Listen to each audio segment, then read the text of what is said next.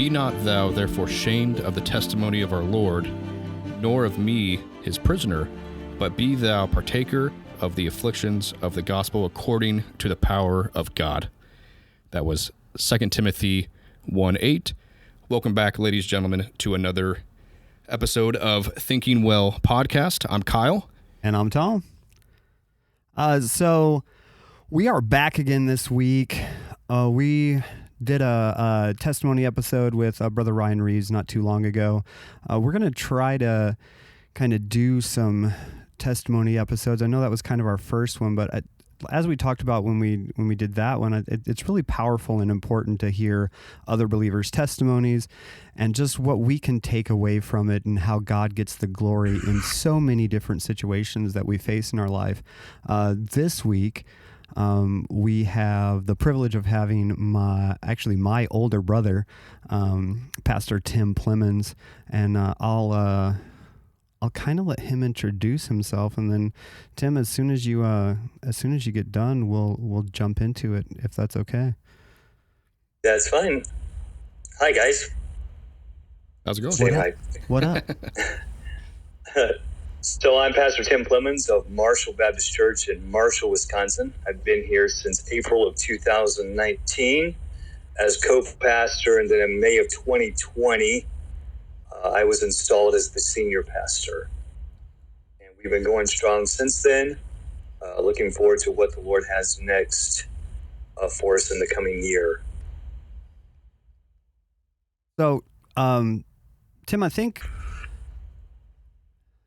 So yours is a story that I don't think many people will have the privilege of hearing, and it's after they hear it, I think a lot of people may associate with it or gain some knowledge from it. So why don't we start kind of your initial profession of faith, and then kind of work up, I guess to where you're at now, if you want to start there. Sure. So grew up in a Christian home my whole life. Parents were in the ministry, and we were living in Mazan, Illinois at the time. And at the age of 8 years old, I made a profession of faith. We always grew up having, if you would, family devotions. And I remember Dad talking about salvation and hell and things of that nature. And I remember I did everything that he said to do except the part that it needed to be, heartfelt. And it sure wasn't a part of that. It was just basically head and not heart. And so from there on, we went to Germany, and I struggled. The biggest part that I struggled with after that was fear, worry. Never could get really any kind of control over it. I remember, Tom maybe remember this, that there were times when nighttime would come and we lived so close to some kind of base. I just can't remember what it was, but the planes would always fly over. And I always creep into where he was sleeping, because we shared a room, and I'd sleep at one end of the bed and he'd sleep at the other end of the bed, simply to be near someone. I do remember that. I didn't realize that was why you did that. Huh. Yep, I was totally fearful of bombs dropping, the world ending, whatever it may have been. That was my fear. Then we continued to do things, stay active, handing out what we would consider, we put tracts in mailboxes in Germany, which you were allowed to do. And remember doing that, being very active in things of that nature. I even remember being baptized at the age of 10 in a swimming pool there in Germany. Why I waited 2 years, I don't know. I think it's because I'm just still totally fearful of water as a whole. I think that was the biggest thing about all that. Went through my teen years. I was a very, Tom would probably even attest to this, very goody-goody. Not saying that I was ultimately awesomely good, but I felt like I was better than my brothers because I did not get in as much trouble as they did. That's why whenever we were going to get in trouble, we made sure Tim went with us. That way he couldn't tattletale on us. Gotcha. Good strategy. Well, well, it wasn't only that. I basically acted as their conscience as well. Always worrying, we need to be home on time, guys, fearful, not straying too far away from home, simply because I wanted to be near home. Always things like that. I think the biggest issue was fear and worry for me, and anxiety. I would worry so much sometimes that I would make myself sick. And that was during my teenage years. And then I remember at the age of 13, weird as it may seem, I had a dream one night. I was with my dad on a missions conference trip, and we were in Beeville, Texas. And Pastor Tim Stowe was the pastor of the church. And he had a missions conference, and I remember my dad preached a message down there. And we were staying at someone's house. I can't even tell you who it was, but I remember staying in this person's house, and Dad was sleeping on the floor, and he had given me the bed that night. And I remember having this weird dream of being out on a lake that was foggy, and I was in a boat, fishing boat, and Grandpa Plemmons was in the boat with me, and I had my Snoopy fishing pole, and we were talking about whatever, but he simply mentioned, you need to go to Germany to help your dad out, like as a missionary. And I said, why? And then he wasn't there anymore. He was gone. So I kind of ran with that as a calling, which it wasn't, but I'm just saying that's what I felt it was, a calling to go into the ministry. Excuse me. And then we, from there, I decided to, at the age of 17, I had to come home to the States, and went to Oxford Baptist Institute in Oxford, Mississippi. Let me jump in here real quick. Just for our listeners and for Kyle's sake, I will say that I do remember you being like fearful all the time, and especially during would it have been Desert Storm in 1990, early 1990s, right? I remember you like being petrified anytime we were around anyone of a certain nationality. Like you would always be like, "Oh, you can't stop speaking English; only speak German." You're right. And I guess based on your testimony now, like that makes so much more sense to me. Because then I kind of thought it was like, Tim, you like stop freaking out all the time, man. Like, but in light of what you're talking about now, like you were fearful for your life because you didn't, and you can stop me if I'm wrong, but based on what you've said so far, it's just you didn't know really what your eternal destiny was. That was the biggest thing, and plus I wasn't trusting God at all. Not one bit. Yeah, so you didn't have the Holy Spirit dwelling within you to kind of help you through that fear and those times.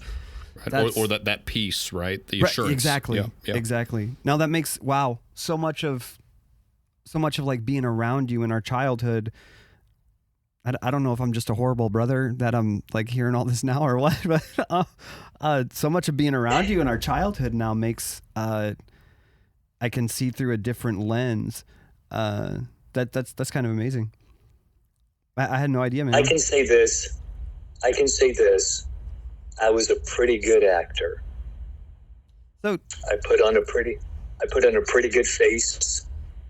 I remember when Dad and them were getting ready to leave Arkansas to go back north, and I remember Dad pulling me out on that gravel driveway out there in I can't remember the Belleville, whatever the name of the town is, there in Arkansas. Out there, Bellevue Baptist Church. Okay, yeah. And Ethel, Arkansas. Ethel. And he pulled me out there on that gravel driveway, and he says, Tim, are you really sure that you want to go to college, if you want to go to seminary school? And I hesitated. And I'm thinking in my head, I'm like, I really don't want to do this. I want to go back with you guys. In my head, that's what my head was saying. but I knew back to Germany? Supposed to stay. Yeah, go back to Germany. Okay. Or not go to school at all. Oh, so this is so we had brought you back to the States, and this was you getting ready to leave because, you were 18 and you couldn't, Yes. Based on the way that mission work works right now, that's kind of the time that missionary kids come back. Right. So you were standing outside of that church. And okay, that makes sense now. I just because I think you and I know what we're talking about, but this is the time in his life where we were going back to Germany as a family. He was going to stay here because he was 18. Okay, it sounds like the decision. Sounds like the decision was: do I go to seminary and go back as a support, as my own missionary, but to support the family? Yeah. So it sounds like Tim. It sounds like you were struggling with that when you were asked, "Hey, do you actually want to take this really big step forward to, enroll in seminary and go down this road," where it seems like from what I can tell, kind of outside looking in, that was kind of a threshold. It was a huge decision. A part of me, I think I had preached a couple of times at that point, but even as I look back now, after being saved for as long as I've been saved, and I look back on those earlier times, I'm like, what was I doing? But I enjoyed seminary school. When I went to seminary school, I saw some hypocrisy going on in the school. Tom and I both know that we grew up not going to movies, going to the theater or anything like that. And so, of course, my goody self kind of wanted to be a little bit of a rebel at that time. And somebody asked me if I wanted to go to the movie theater with them. And it was one of my own college, buddies who was also studying for the ministry. Let's go to a movie. And so we went to a movie. And it was like, wow, this is really cool. What's so bad about this?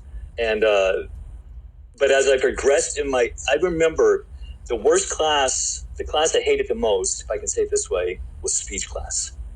I hated sermonizing. I hated trying to stand in front of people, especially in a class setting like we were doing, because you always had to do a 3-point outline of a song and a poem kind of thing. And you always had to bring something forth. I hated. I remember the first time that when you guys left, in my very first class, one of my second or third classes that I had was evangelism class. I remember just weeping because I was supposed to give my personal testimony of salvation and I just couldn't do it. Wow. So I made it through that. I did excellent in all my classes except for speech class. And I remember going to Missionary Baptist Seminary, which is the headquarter college, if you would, or seminary school of the American Baptist Association in Little Rock, Arkansas. And I went there because the pastor that I was living with at the time had actually requested that I go to his alma mater. And I said, sure. They took care of all my bills because I went to that school. Okay. And I was only there for half a semester because then Tom came home. Tom came back to the States. And so I moved north in January of 1997. And I know that Mazan Baptist Church there had a small little institute. It was Tom, myself, Jason, and I think Kelly Young at the time. So we're all real quick. Do you think me coming back to the States, and you kind of dropping out after that semester, do you think that was like an escape for you? Was it like, oh, here's my opportunity? Did you you think retrospectively you saw it as that, or were you just did you just want to be up? Did you just want to be up north with me because I was home? Both. Okay. I saw family was coming home and that I could be with family, but also dropping out when I moved up there after not very long being up there, that I saw it as a way out. Okay. And I remember for the longest time working so many different hours at my jobs, at the job that I had, that I would miss Sunday evening service, or I would miss a Wednesday evening service because of work, whatever it was. And it really didn't faze me. It really didn't bother me that much.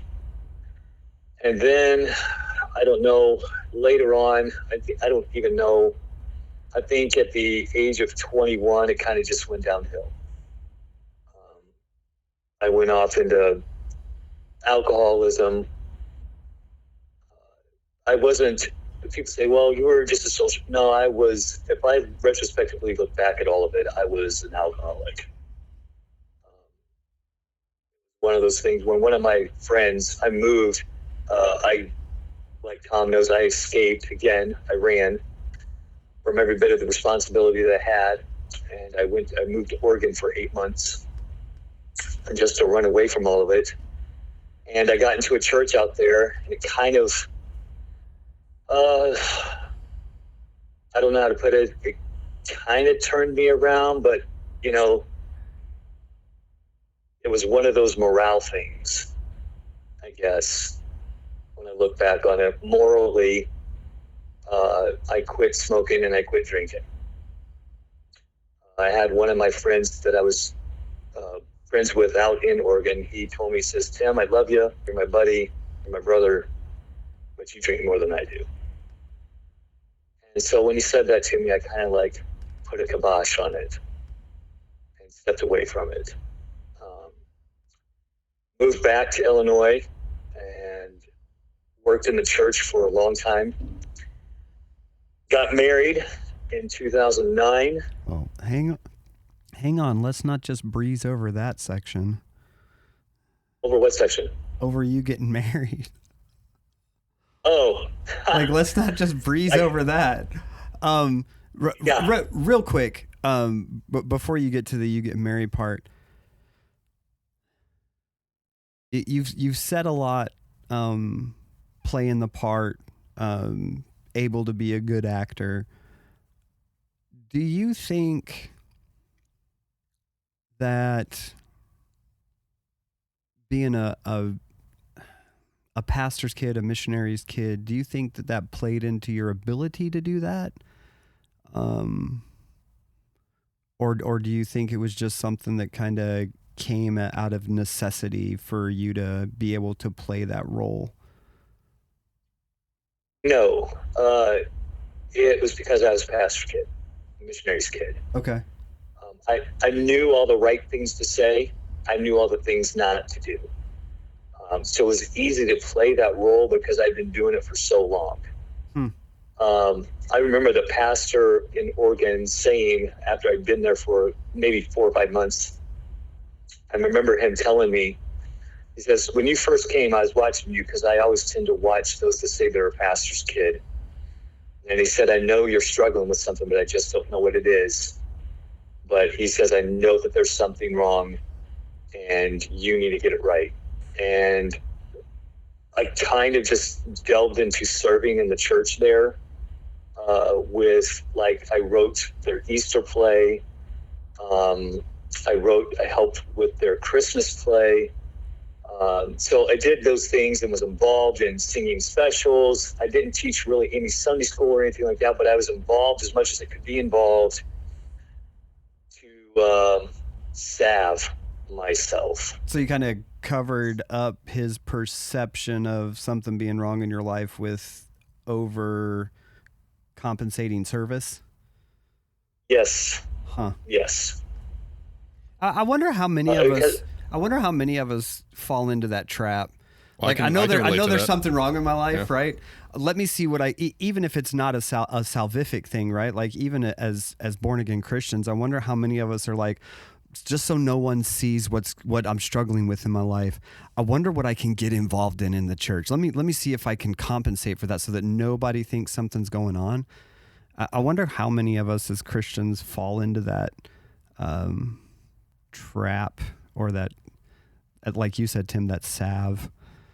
Oh, Go ahead, Kyle. no doubt. I mean, I can relate to that personally, right? Where, you know, you're so backslidden, but you have obligations at the church, but instead of just surrendering to Christ like you should, for whatever reason, call it, ignorance, just being young, whatever, you choose to prolong the lie, which just gets heavier and heavier, especially when you're trying to juggle both, trying to be on two sides of one fence.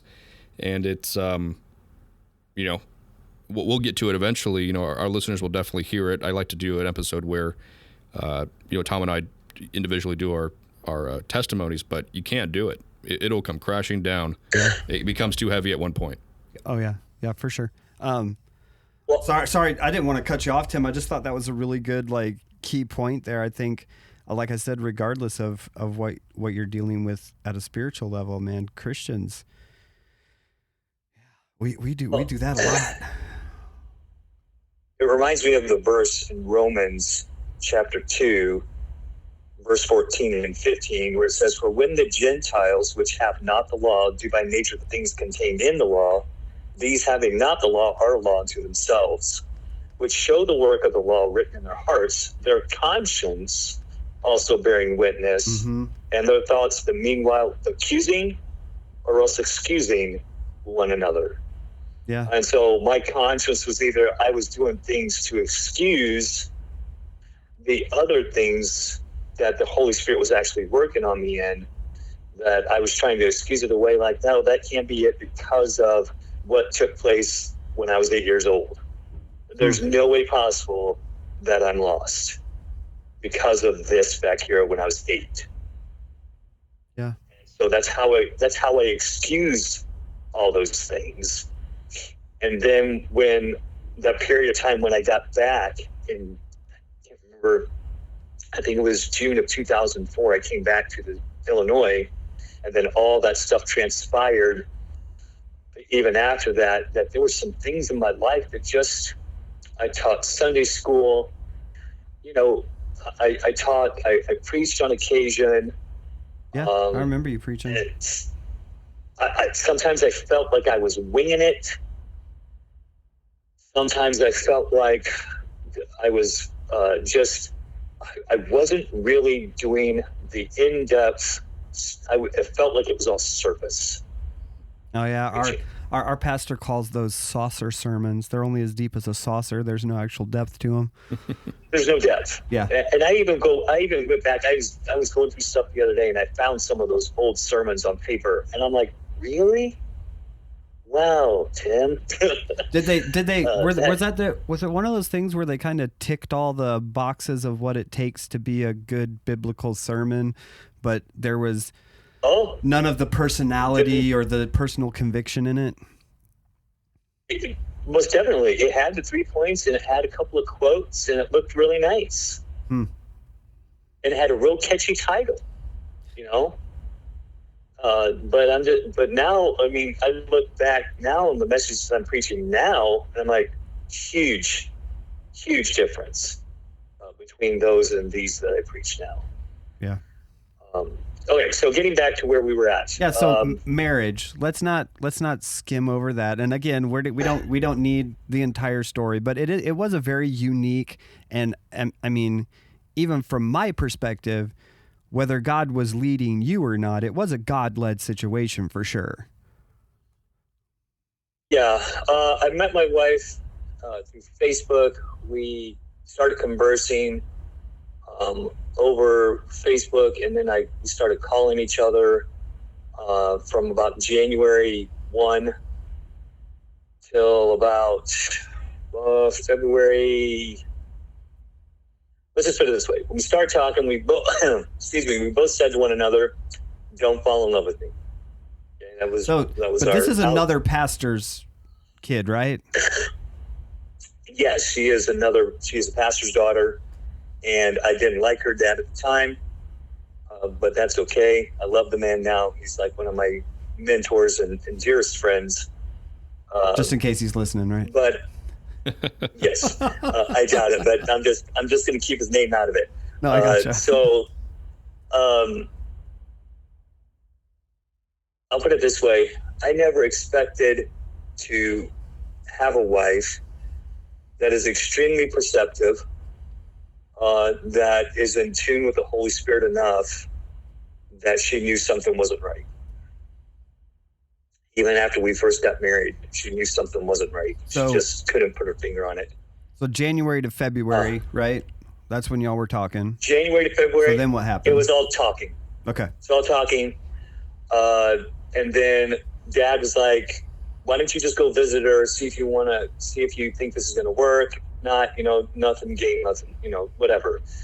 And I said, I remember telling him the night before I flew out, February 20th, before I flew out, that night before, I told him, said, Dad, if I fly out there, I'm coming back with her.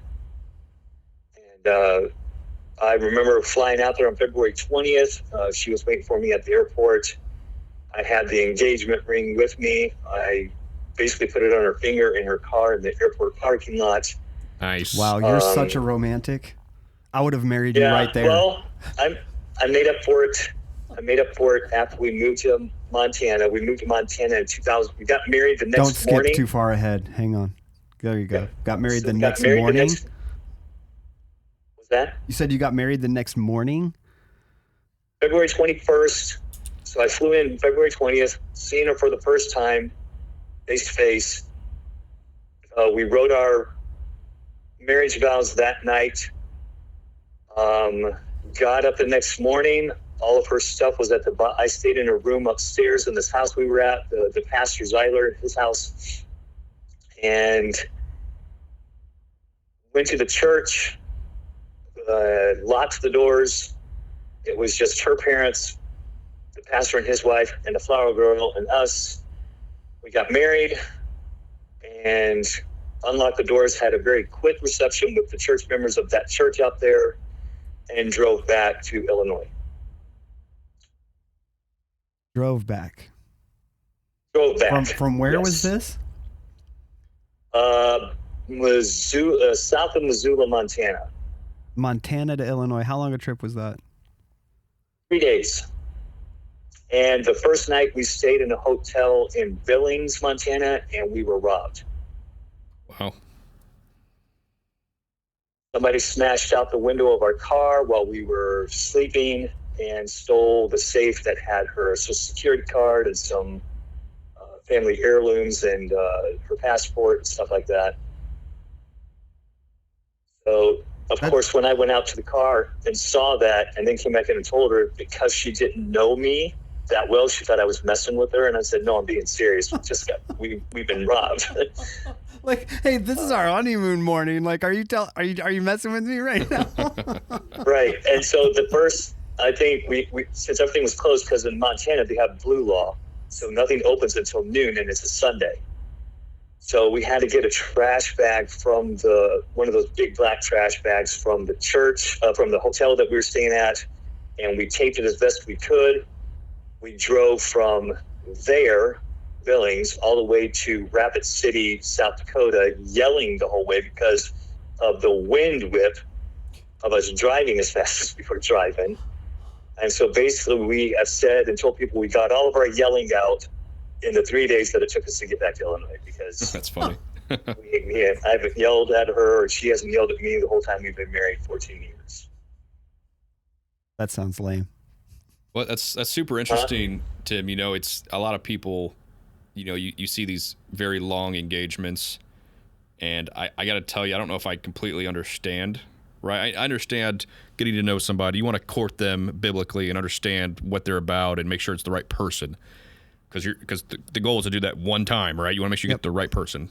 But the other side of it is, if you're saving money, I can kind of understand that other aspect of it. But the years and the years that go into planning and being engaged for that long, I can never say that I completely understood that, right? And it's just one of those things where I think, if you guys are both on the same page, and if God's in it, why can't it not be overnight? Why does it have to be years, right? You're right. If God's leading you that direction, or if God has put that person in your life, which sounds like that's your, the reason, Tim. That's the testimony there. She definitely was put there by God to be a testimony to you, to help you. Yeah, I mean, I can completely understand that, right? When it's right, when God is involved. Mm-hmm. You don't need years. You don't need months. Yeah. Well, and God doesn't even have at that point. God didn't even have to be involved in his life directly that way, right? God was leading her. Yeah, he was using her. Yeah, and through that wound up blessing Tim's life in a way that he couldn't have imagined in God's grace, right? I mean, Tim, I thought you were insane, man. I thought you'd full on gone. I thought you'd full on gone off the deep end. Like I would have never pegged that for you to ever do that, because you were such a planner, and like everything for you had like this. Maybe it was because of all the fear that you dealt with, growing up and part of your adult life, that like everything you had a plan for everything, and everything had this set order to it. And there's nothing wrong with that, but like it blew me away when you did that. Like I literally had no idea that's what was going on then. I'll put it this way. At the time that it happened, and at the time we got married, I did not know for sure how God was going to work it all out, because as a lost person, that was the last thing on my mind. Oh yeah. I guess I never thought of it from that direction either. Like what that must have felt like. But God knew, because ultimately, I look back on our life now, excuse me, and seeing how much of an influence she was and is still in my life, that God sure was gracious through her to me, because she ultimately challenged me on everything that was going on in my life personally. She goes, why do you have this? Why is this going on? Why did you say this? Why are you doing this? This does not add up here. As being a Christian and someone who is training for these things ought not to be. It was constant challenge, constant challenge. And I think, I know that God put her in my life to influence my life for the good, to bring me to that place of coming to the realization that that I was an unbeliever, that I needed to be saved. And I'm thankful. You got married, you came back. Lord because of that. So you got married, you came back. Yep. What then? So it wasn't long. Had our first child, and the following year in Kerrigan, and we went to Montana the following year in May for a conference. And I remember going there and kind of out of my element. It's Montana. And you didn't have a cowboy hat with you? I didn't have what? You didn't have a cowboy hat with you? Yeah. Not only that, but they it's just totally not used to the way they did things. Okay. And I remember that when the conference was almost over, I remember coming to my wife, and I told her, I said, we're coming back here. We're moving here. We're going to come back here. And it's simply one of those things that I don't know truly if it was the Lord's leading, but the Lord was about to put me through severe boot camp, trying to get me to the place where I knew that I was lost, or something wasn't totally right. And so I remember going back home to Illinois, and I remember laying in bed one night, and I was just struggling. I remember my wife was like, what's wrong? And I said, I'm struggling with something, and I can't put my finger on it. I said, I don't know 100% sure if I'm really saved. And she's like, you need to call somebody. So I called somebody, and I talked to that person. And that person took me back to when I was 8. This is what took place. Okay. Even though when I came back and said to that person, okay, I got it, I kind of just let it go. I had that person reassure me that I was saved, but I still had doubts. Even after all that. Yeah. And there was that nagging, underlying, I still had fear. I still had worry. I had anxiety still, really bad. But I remember when we got to Montana, things just didn't change. They kept being the same. And if anything, things kept getting more and more hard to do. I don't know how to explain it. Like just harder to keep up the facade, or? The facade, yes. Very difficult to keep up the facade.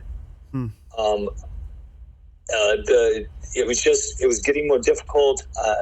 It was getting harder. The questions were still there. And nobody was really answering them. And I wasn't finding the answers.